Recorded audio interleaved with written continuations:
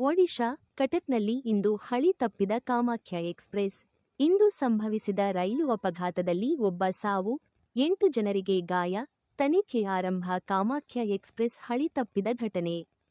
ಒಡಿಶಾದಲ್ಲಿ ರೈಲು ಅಪಘಾತ. ಕಟಕ್, ನೆರ್ಗುಂಡಿ ರೈಲ್ವೆ ವಿಭಾಗದ ನೆರ್ಗುಂಡಿ ನಿಲ್ದಾಣದ ಬಳಿ 12251 ಬೆಂಗಳೂರು ಕಾಮಾಖ್ಯ ಎಸಿ ಸೂಪರ್‌ಫಾಸ್ಟ್ ಎಕ್ಸ್‌ಪ್ರೆಸ್‌ನ 11 ಬೋಗಿಗಳು ಹಳಿ ತಪ್ಪಿವೆ.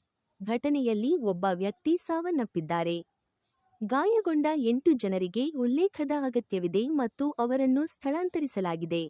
ಘಟನೆಯ ಬಗ್ಗೆ ತನಿಖೆ ನಡೆಸಲಾಗುತ್ತಿದೆ ಎಂದು ಡಿಎಂ ದತ್ತಾತ್ರೇಯ ಭಾವ್ಸಾಹೇಬ್ ಶಿಂಧೆ ಹೇಳಿದ್ದಾರೆ.